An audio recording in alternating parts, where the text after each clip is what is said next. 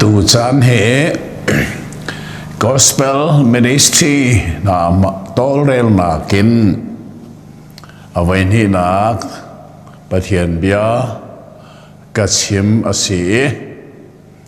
tu tana hin an ma ni chim ding me tlang tar an nei chu chu KHAMHNAK kong ti asi chuli chon hi KHAMHNAK kong a tu chan hi avai thum nak kachim nak ase avai khan nak le avai ni nak kha bekam suna KHAMHNAK ti mi he a pe tlayin chim nak ka nei avai khan nak hi kachim mi kha KHAMHNAK ti mi Bible ok som rukla ok rukla ka vai som kwa le vai kwa a ummi laki avai KHAMHNAK asime Exodus tia kan rak thei asul lamin kale mi Bible la chon chwalan nak ti se chu chwalan nak dal leili chang lei thum nak a roi tu lian ngan bik asime Moses ne pathian mi phun Egypt sultan nakin achwa pi e nithum ankal nuwa relation kam an phak liawa arak chim mi bia se Egypt siang perang Pharaoh ne chwaku tia order achua e siang perang nolin an chua athi thupin an zam rim lo siman selo Egypt rame an chua nuwa Pharaoh siang perang ne alung thin akheni aramena chua terme asal pathian me phun na chu vadoyu tia nol apeki ral kap laka athong big na le rang tum lak zong athong big rang leng lak zong athong big mangin andoi nai nithum nuwa really sen kam an nak muna an phak na an aw no nai kan tha di na lai kan ramena di kalpi mi swileng cholon vil te kan kir pi than lai tia an rak awi an aw nak o chu an thei chang chu cha Israel mi chu van sang laminan zai cha ti an bai le ya zai tim man in minung thon na ki tan kho selo mi really sen meng hlei ni akawi pe zale som sari tiang athuk mi kama an liao se an nung lein an ma that tu ding Pharaoh ra kap an phan ve chang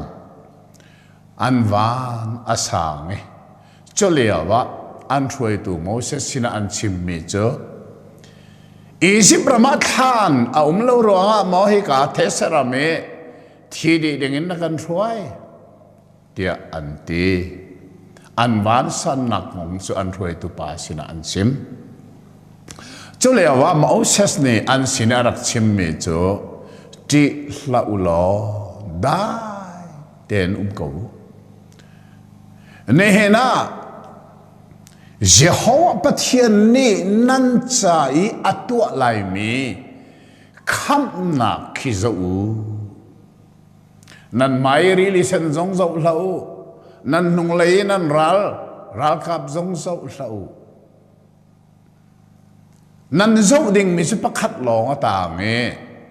ne na se ho ne nan cha tu lai mi kha KHAMHNAK kha zo te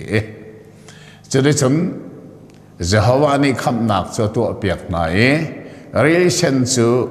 khitu mangin athen tare leirowa relation chu antani varal an phandi an dongin an ma doi tu isip ral kap zong cha an lut ve amai sabik an suak mat lan le anu big an kir mat hlana relation chu pathian ni aton ter tha ni chode chun thidinga an ro mi vel te an nungi nung dinga an ro mi vel ten thidi chu se hawa pathian ni aser mi khamnak Bible amai sabik khamnak alang mi se maka khazai ruang na thila chan tia chun pathian ni na kan chim lai mi bekam thari khamnak fiang te kan ngal kho nak nga ta chun nak hi alang teradu cha se angai ngai ti ni tianga Egypt ram Israel ram karlaka release na umbal lo a umbal lo na zero na release le an pan tia chun alien ngan mi khamnak khapathian ni serpiak adu na kharilisan bakhan pathian mi phun na ne pathian an ngal ning ai chap ai khenga selo ai chap khalan vel te chen pathian an ngal ning chu ser tuin an ngal chu sa man bak pathian chu le lewan le chung om thil mi vel te ser tu se asinan chu pathian chu kham tu asika an ngallo kharilisan ri bak khan pathian ni aser mi khamnak an chawi kham mi a ani chan nuwa o kan pathian hi ser tu long selon kham tu arak simu ti kha ngal ram an thok asung loi ti chu vai lam ta na ki jisu ne anun nak pegen kham nak aser mi kan ngal kho nak nga pathian ni ta chun nak na lang ter chu sana pani da kan man zo mi kha relia thu nak bi ga a mi nga pi po chunga a mi jona ni nga pi po chung na sim mi chu kham nak chu Jehovah ta si chuti chun pathian ne zona cha khamnak chu aser piak thani ngapi kha bia aru ai really chungin chuak lo really kam volei rowa na pachungi omme zona kha valuak tia achiminol apeki ngapi zong ne chen pathian chiminol ngai zona chu really kam leirowa aluak e anung kham asi kham mi a ai chang kham nak chu pathian ni atoi chu kham nak a chau tu po chu kham mi a ani chang ti chu fel le fiang ten kan mu me ase nen chu avai thum nak asi bekam thara kan lut lai vai khata tang ri lai pathian ni rem ati chara kan pek le tu tana hen vai li chim ding ka se mai le vai li cha san rem na no than te lai ti an ka ti cha tu tani vai li chim ding a tu sa ne avai thum nak ka chim ding mi se vậy khẩn năng là vậy ni nak cho bekam lu ni kham nak kan zo e atu avai thum nak hi bekam thara kan zo lai bekam thar bible amai sabik ma thai dal khat chang heriating rel ram ka thok lai e karel la na karel ding mi kong hi ka chim masalai van chung me ni ngang nu thiang mary sina abakali nào nó bồi lại và bà nó hiện lại tìm một chim tika Mary trong chỗ là có chồng ấy dạ ngào nó thiêng cái gì bà có hal trung lâu van chung mình thiêng thảo nó xin ara aphan lại bà thiêng thôn nó nên pi lại cho đến chân van chung mình a chim mi kham Mary nó ô boy pasal no cái gì nó chim mấy cái chung ở trong cổ sẽ ở đi nó thiêng Mary ni dân patel lawin nào bôi chú tika Mary aham tu Joseph ni chu thong athe tika nupia ka hammi Mary nawapoyai ati ani hamnak kha let atim chuliau baka van chung mi asina ai lange achim mi kha atu ka ban relai ma thai dal khat chang heriatin karel ding mi ke mane kale mi New King James Version ni besa mangin kale mi si abom tu dinga mi zo cha ka zo mi zo hi Revised Standard Version si mi tampi ni rolong na le mi zo dak sa PC biak sem ni ale mi kha ai zo mi zo da le ko chan ti thil hi thei fiang lawi lai mi ni be siman hu an ra la thangai Bible kale liawan PC biak sem ni King James Bible alet ri nai sai lo asena in mi zo Bible hi ka hin than le chang ka kum sa karak zo mi si mi zo Bible chu Revised Standard Version RSV le mi si ma chu revised ti mi unrevised mi chu King James ka se chu sa King James a nai nga ngai mi Bible se chu kum sa song karak wel mi se chu zong su ka zo chan a chana lai Bible zong ka zo chan zai sa ti Bible le a foilo a big takin Bible ka le leo kai har big mi chu Jerusalem temple kong le chu temple ria na tuan ding mitlang boy di puan kong le chu a foi rim lo chu sa lai Bible zong ka zo chan tam pi le tradition aham pi ka man mi chu New King James Version si chu ko an kale mi kha krel chang lai mo ro ngai lo Jesus Christ chuaning chu hit hin ase anu Mary chu Joseph he ani hami ani hlana thiang tharawin naw apoi tia ngal ase midinga semi ava Joseph ni mual photer adu lo athi ten ani hamna kha let atim asinain chu kong arwa liawa ngai ban boy pavan chung mi kha amanga alang David fapa Joseph Mary hinaropi cha thit khatila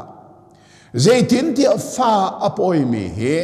thiang tharau sin in ase fapa ahin lai amina Jishu tia nasaklai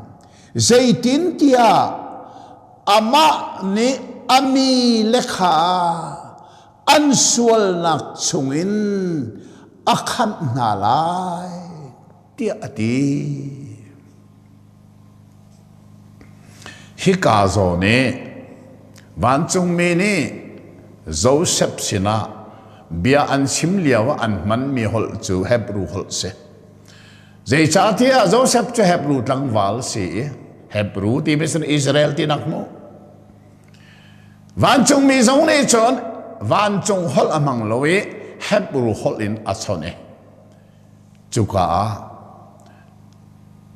nupi cha a hammi Mary ni nawo poi mi chu thiang tharau thong ne si cha fapa a hin lai amina Jishu timika Hebrew hola Yahshua tese Yahshua natila ti arakti Jeruang ada Yahshua natila ti ati aruang atanga achimi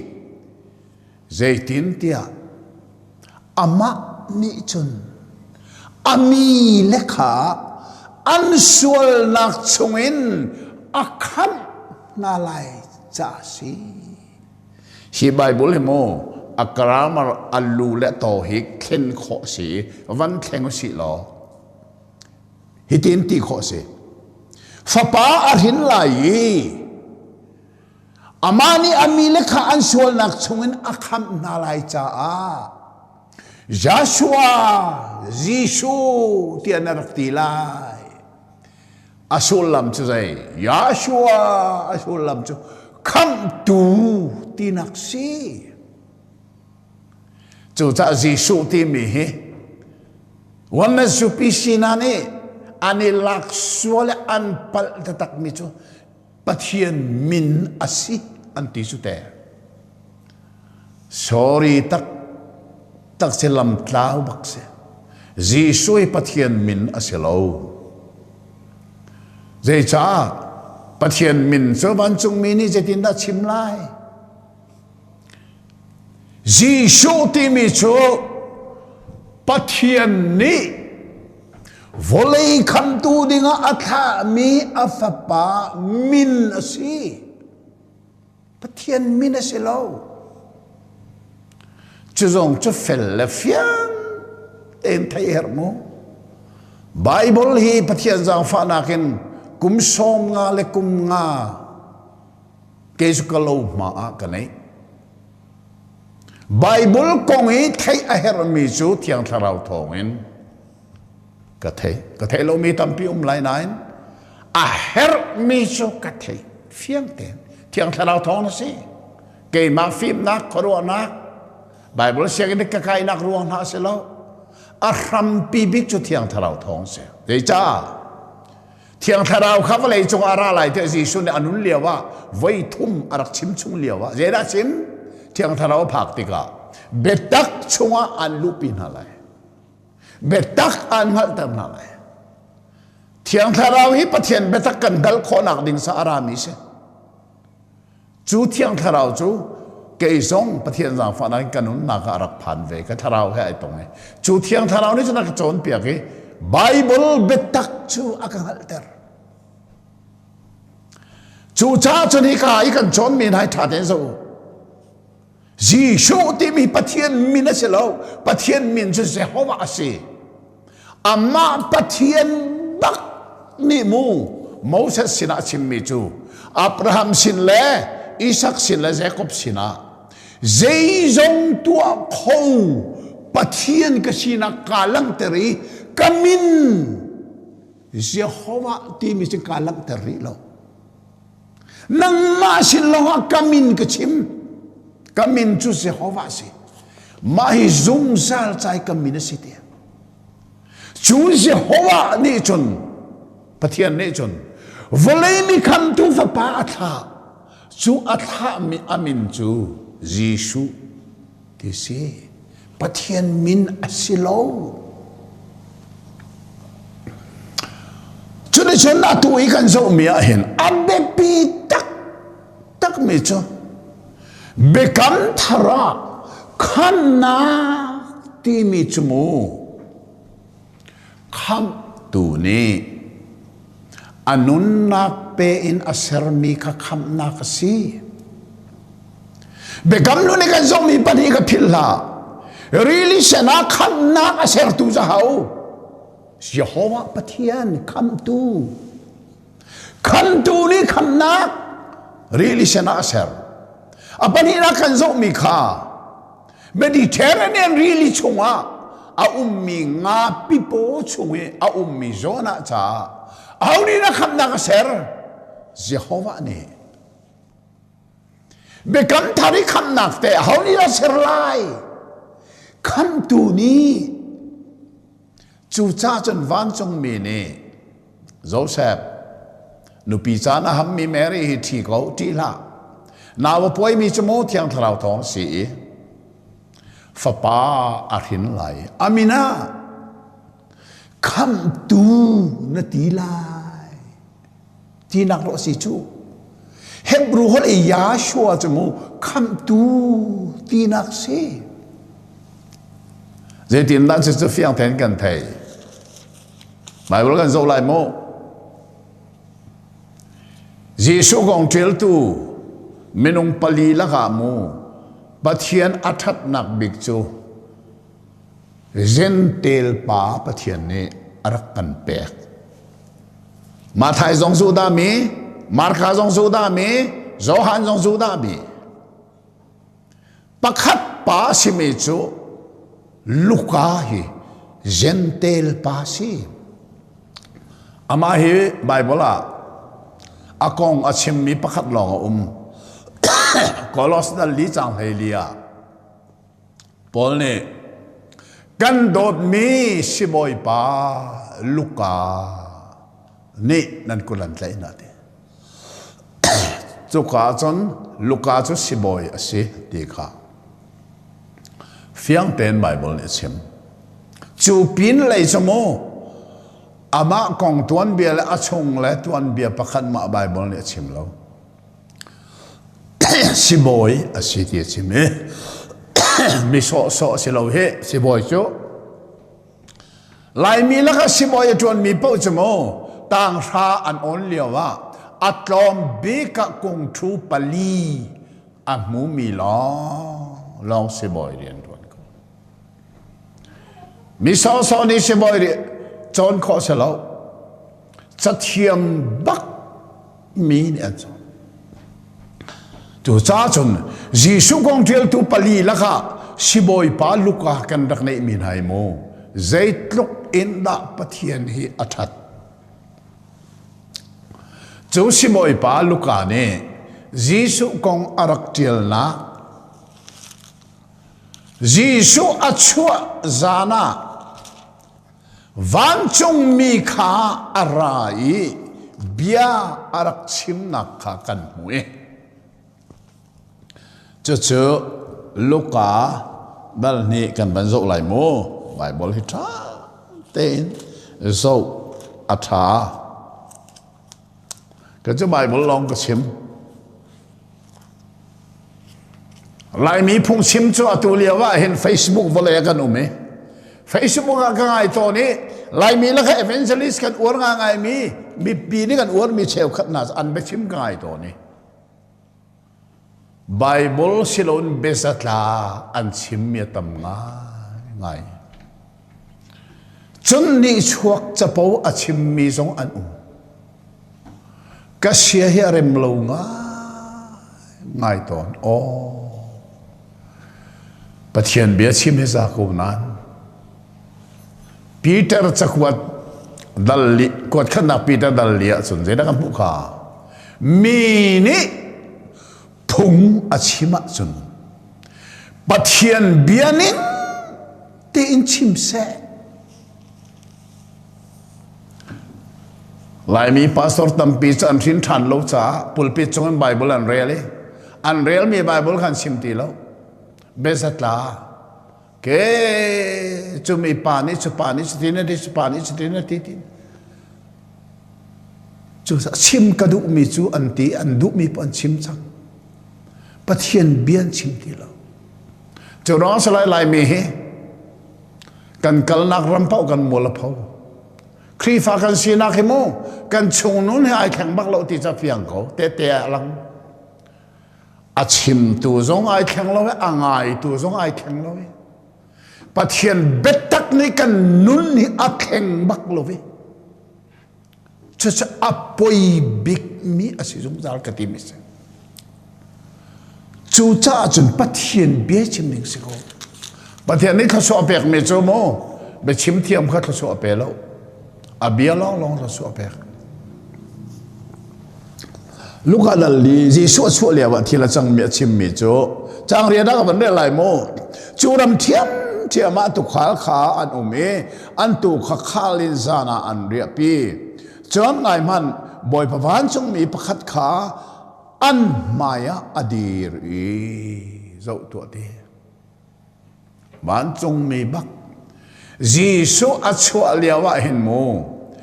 van chung mi chu van kholipi bakal takin hi volei anra ti ka Bible chim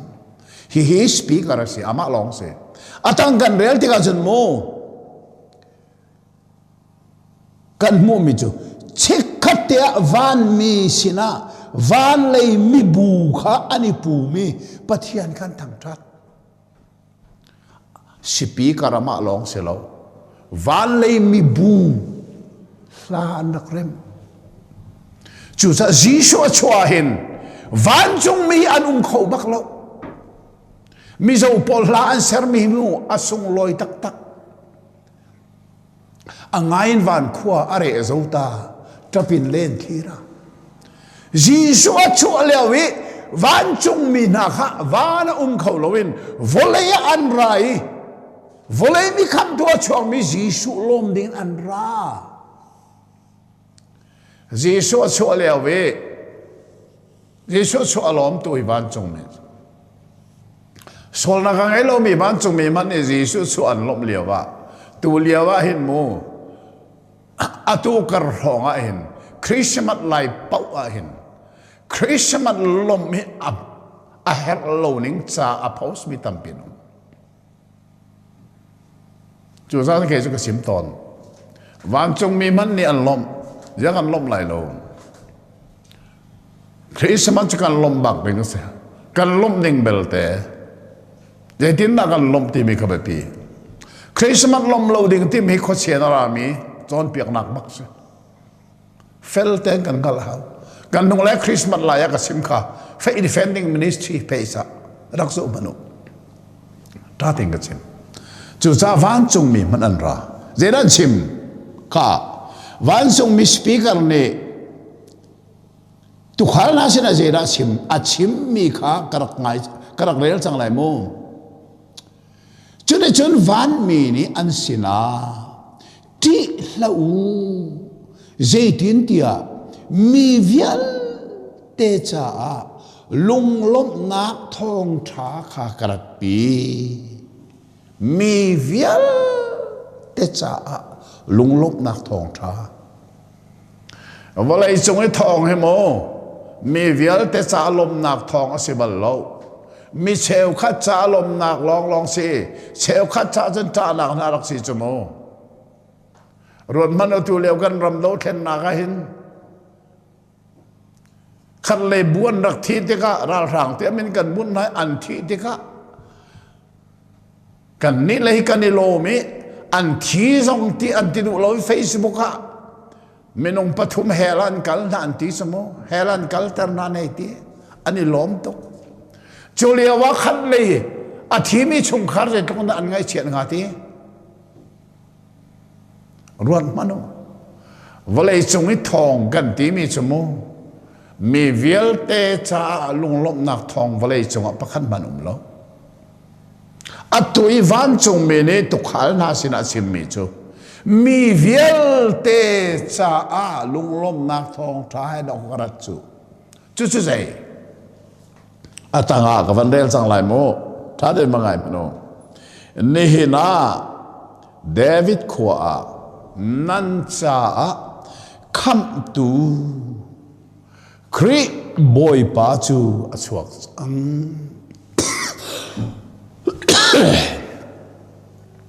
ma thai kan rel mi ka phil lau mo van chung mi thiam ni Joseph sina an chim mi cho nanu pi Mary cho thi ko nào bối mi thiang thao thong si fa pa rin lai amina Jisu tia na ti lai mo ati kha hi ka kan rel mi a van chung mi ni tu khal na sin an chim mi chumo ni na nan cha David khwa Jisu a chuak an ti lo hi zaidan ti kham tu a chuak si boy pa luka kan nei mi che sei tlukun da that ani che sen tel mi si chu cha van chung me ni Joseph sin an rak chim mi an ma hebru hol i Joshua ti mi kha zen tel vole ni an thelai lo ti kha hal cha si boy pa luka ni chun Zemtel volei pini hin angal khonang haring cha ni hina nan cha David khwa a kham tu achuak chang kari boy pa chu don me ule nao hi bia ngai mi na tha ten nan ngai ko lo mo bekam thara kham na ti mi chu o kham tu ni aser her chu bekam lu ni kan chon chia mi kha really sena khamnak chu o kham tu Jehovah ni asar Mediterranean really pi chungi a ming a pipo chungi zona khamnak cha asar tu chu Jehovah pathian se bekam thara nang le kai le volei cha khamnak chu kham tu dinga pathian ni atha mi afapa ne sun Jisu ne asar mi sia my fel ten kan thei a her tatak te chu cha chen vailam ta nak thing chunga pathian ni atha mi afapa Jisu ne asung loi tatak mi anun na pe in misual cha a khamnak aser chu khamnak aser tu ding chu Mary ni apoi ahintika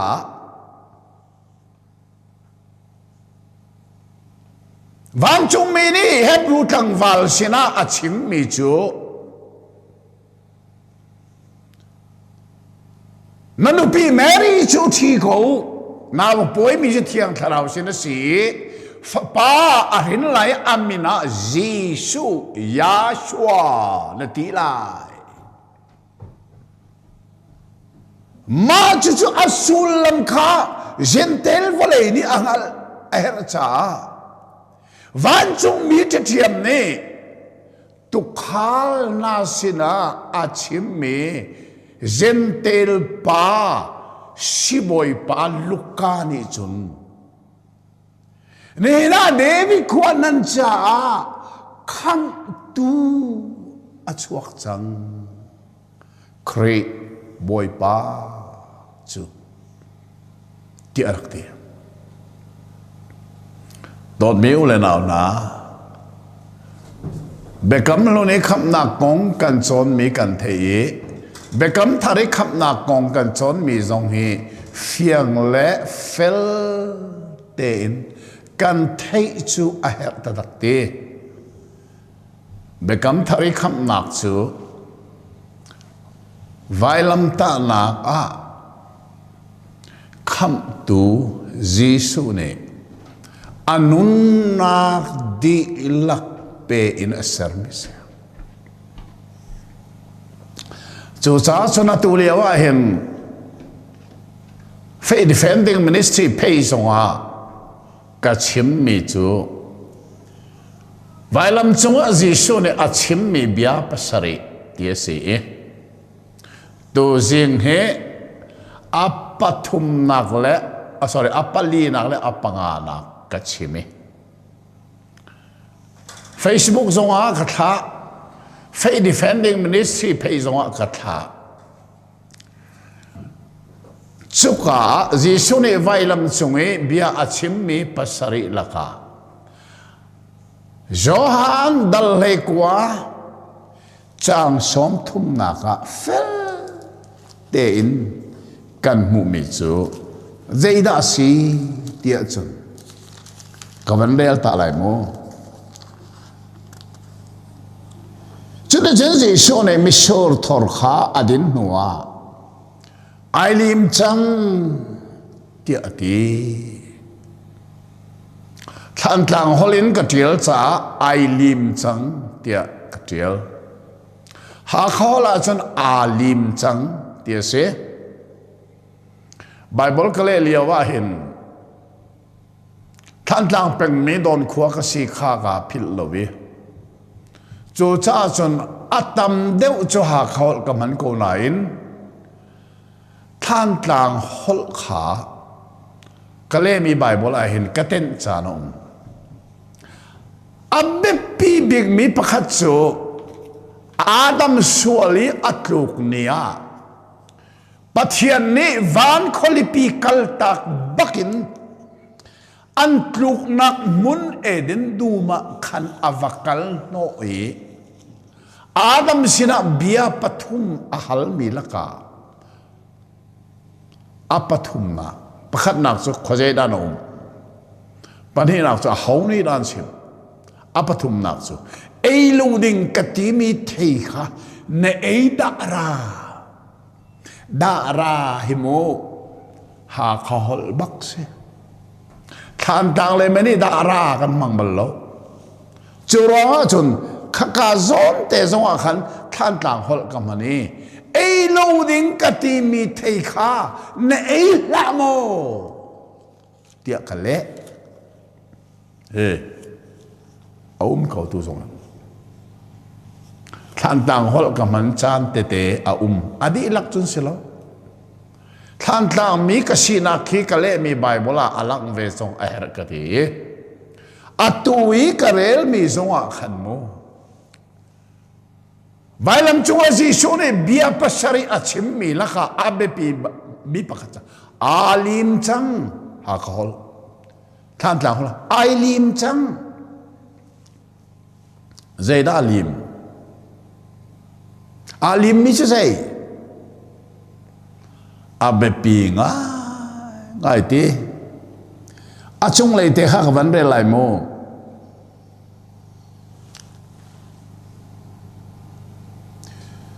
chunuwa ji su ne thilvial te aking chang ti kha angali thilvial te ating chang zai thilvial te ma ting bi chu atoi nan ka chim lai mo kham na ating chang volei serlana pathian ne arak ru achang mi chu volei serlana ti mi kho da efesa dal thum chang lei khada khan fel ten omi kavan rel ta lai mo zaitin dia kan boy pa Jesu Christ thongin akin termi kha zum zal arak itin ningin asi vailam ta na ga kinter asimi khamnak hi pathiani zum zal in to arak itim mesi pathian zum zal ko khan mi God's eternal purpose asi Adam suale tu ruanga nam chanin pathian ni atu ameselo Adam suale tu ruanga pathian ni zai ti okta keser mi minong ni akakal dagi suala tu curuanga san akan nak karu ahau timia Adam atuk nui nam chanin aru ameselo asipo kol hol tin mera hola emergency entity bible mun thuma ka van rel ta lai mu tha ten ban ngai man apakhat nak chu kwat khat nak koren dal khat dal ni chang sari nak re lai asinan pathian be thi phim nak tu kha kan chim ton a thup mi phim nak kan sun pam nak ding a pathian ni volei serlanin arak fe ter changmi volei serlan in this come to Jesu ne misual khamna vailama akin termi kha pathian ni volei serlani tua arak itim misi Adam sual nuwa nam sanin aru misi lo efesa dal khachang li kan kren than lai bu amaya athiang mi le soyo lo mi kan sinang ha volei serlanin amma thong en do nak in akan thim chang volei serlanin pathian ne nang la kei akan thim khozeya Jesu Christ zayin dot nakin pathian ni ani ti minung thim lo akan thim nak si Jesus Christ Jesus ga kham tu la ka boy pa si dia na zuma sun pathian thim ya nai chang chu so volei ser lanin atia mai ni mo avai thuk nak ka van rel than lai mo wat khat nak Peter dal khat chang kul nak si a fian de nak dinga chang hlei riatin rel tham ka van thok lai mo wat khat nak Peter dal khat chang hlei riatin rel tham ka thok lai tha ten rak ngai ne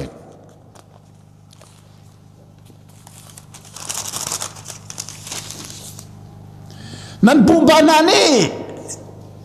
nan pumbana sinin nan chomi pakpalong asimi nan nun nak chowin arok khomi suile ngunin than mi nan silo asina in tin lo nak le do thak lo nak angai lo mi tu fa thi bantuk asung loi mi khri thi senin than mi nan si khanan hal ama chu volei serlan in akhau khi changi Jesus hi volei serlana nang ma le ke ma kan tu dingi khau khi mi se tha ten ruat chu cha atui kan zo chu ma mi be kam thari khamna kham tu Jesus ne vai lam ta na kha anun nak sung loi pe in aser mi KHAMHNAK himu Adam sole atluk ruanga atluk nu pathian ni nam sanin a ruwa me selo Adam nak ning volei man a hlana pathian ni volei serlan rim chu thil chu arak ruwa di chang jei cha pathian ngal nak ni area nei lo pathian se jei zong vial te hal tu se angal lang ni ria ngai lo chu cha chun volei ser lan ni sei da ngal volei ka ser lai chu volei ya chun ke ma he ai loin minung ka ser lai chu minung ni sun kanol abuarin sual athu lai a chui ka chia mi a thi kho lo mi tharau chu kham a her te lai ti kha volei ser lanin pathian ni angal di chang Churuanga chun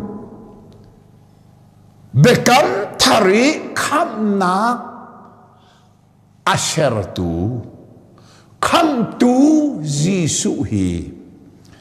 atu kan rel mia volei ser lanin pathian ni ama chu akhau ki chang amak tukti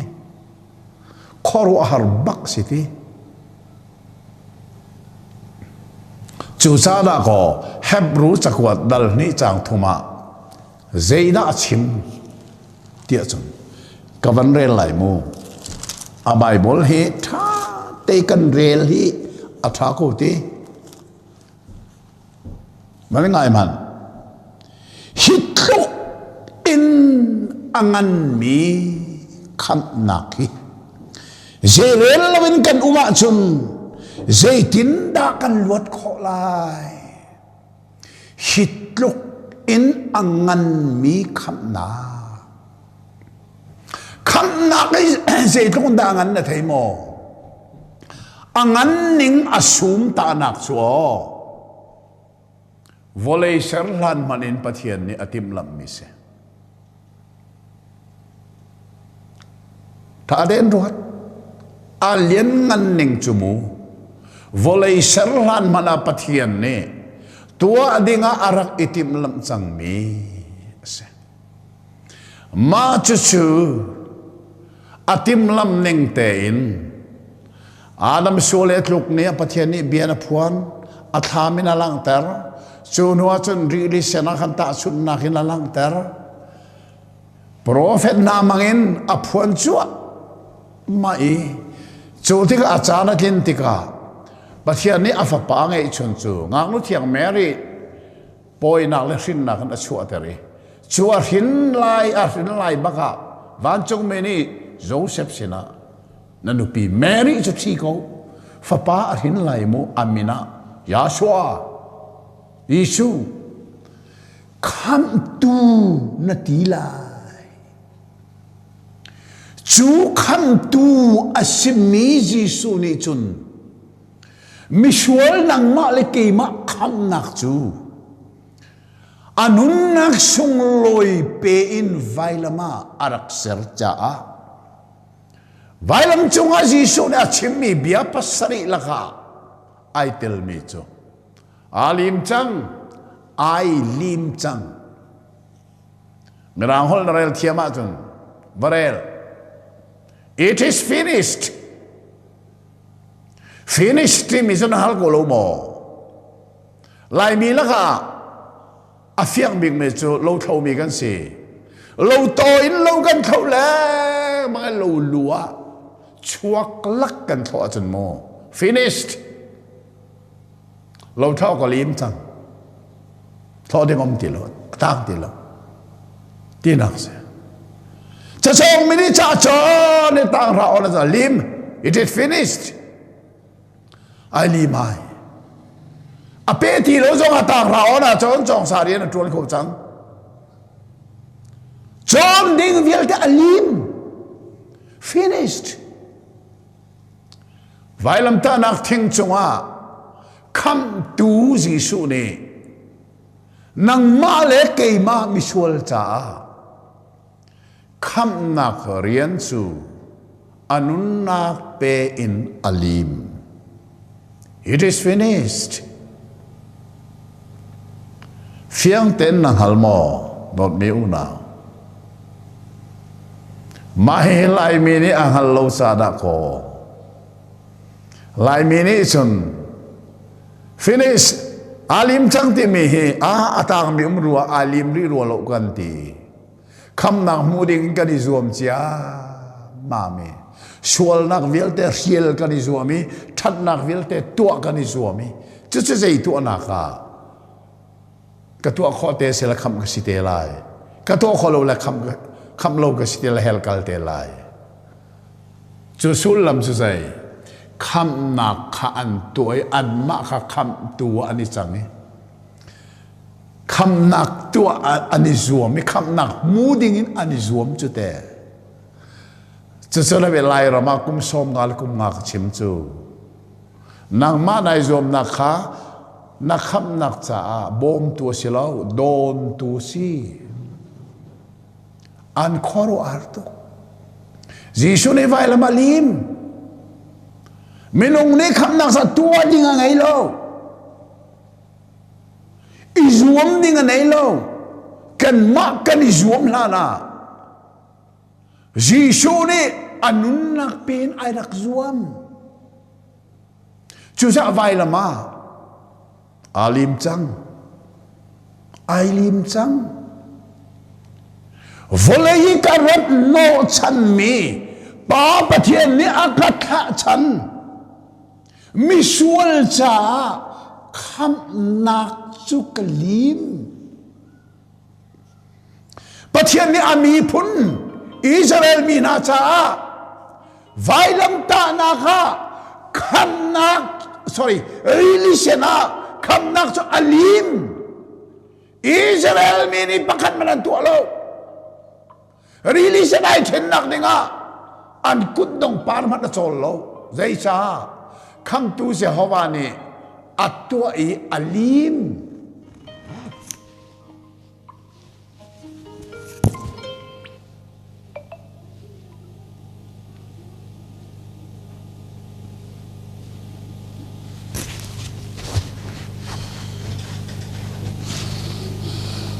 lim chia mi si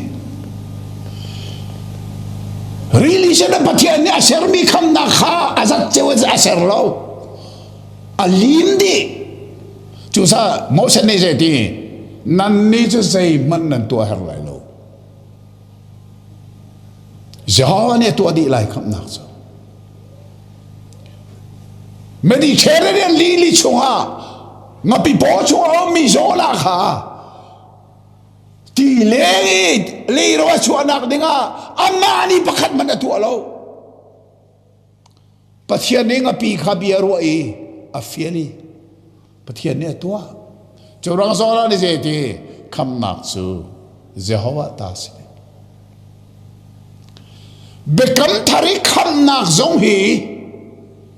vaila maji so ne alim minung ni tu ading sam dai ngom man nei lo ji so ne alim chang mi khamnak thong than ana ne thei na thil long ne zum nak na chaw la na chun thiang tharau ra lai chu thiang tharau ne melan chun lai aman khan lai kham mi na silai kham nak rian ni itwan la kham mi si izom la ji so ni na cha ai zo me vai lam alim chang lim chia mi ka zum nak en chaw lo kham mi na silai kham mi na si nu tua nang ma cha si ti lovin an kham tu ji su cha that nak tu na thok lai kha khala tharau kham nak cha si lo na tharau an kham tu ji su cha si lai mi ni kham nak be tak kan the har ti o avasong loi da ne kan the min ha ngai tu vial te sa pathian ne tharen thasona kan pek pek ko se amen